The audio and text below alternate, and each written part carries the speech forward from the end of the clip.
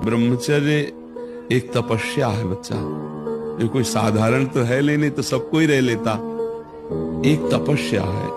सात्विक भोजन, कब्ज न रहना, प्राणायाम, व्यायाम, और ये पक्का समझना कि मुझे किसी भी स्थिति में ब्रह्मचर्य भंग नहीं करना। महीने, 2 महीने, 2.5 महीने में जब स्वाभाविक ब्रह्मचर्य स्वप्न दोष आदि होगा, वो आपकी शक्ति नहीं होगी। वो संतान उत्पत्ति करने वाला वीर्य नष्ट नहीं होता, वो क्रिया से ही होता है। तो ना सही भू से निकलेगा, दाना तो एक आएगा ही नहीं। ऐसे अभी ये बच्चे हैं, अब ना इनका वीर्य परिपक्व हुआ है, ना इनकी बुद्धि परिपक्व हुई, हस्त मैथुन में चले गए, वे आगे चलकर डिप्रेशन में पहुंच जाएंगे। इनकी बुद्धि भी गिर जाएगी, इनका शरीर भी गिर जाएगा और एक गृहस्थी लायक नहीं रहेगी।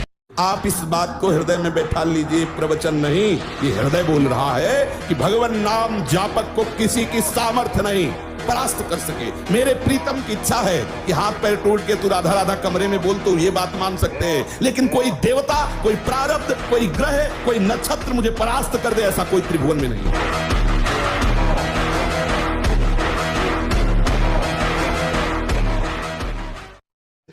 जिसको ब्रह्मचर्य धारण करना है, ध्यान देकर सुनिए। सबसे पहला कार्य उसकी दिनचर्या में, चाहे बच्चा हो, चाहे जवान हो, या जो कोई भी हो, प्रातः 4 बजे बिल्कुल जग जाना चाहिए।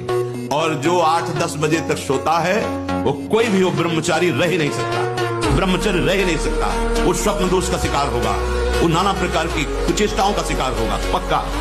क्योंकि बुद्धि को सत्य प्रकाश की तरफ प्रेरित करने वाले भगवान भुवन भास्कर हैं। वो पधार रहे हो, आप सो रहे हो सैया पे, आपकी आयु, श्री, कीर्ति, बल सब नष्ट होगा।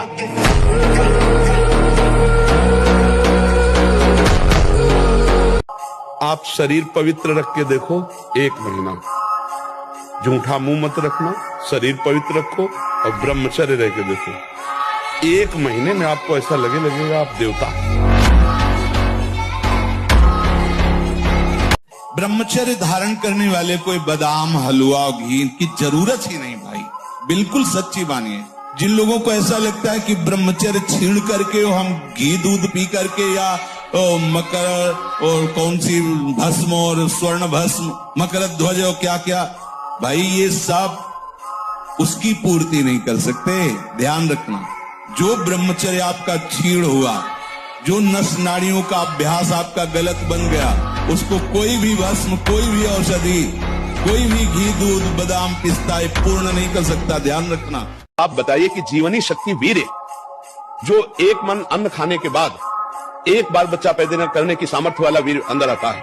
और हमारे कहीं वीर्य की थैली नहीं है, कहीं भी नहीं है। जैसे पित्त की थैली होती है, ऐसे वीर्य की थैली थोड़ी है। एक मनोवाह नाड़ी है, वो रक्त की मथानी है। जिस समय हम काम, वेदना और चेतना से युक्त होते हैं, वो मंथन करके पूरे शरीर से, जब वीर्य शक्ति शरीर से निकलेगी तो पूरी नस नाड़ियों में तनाव होगा और वो शक्ति बाहर वो खोखला कर देती है।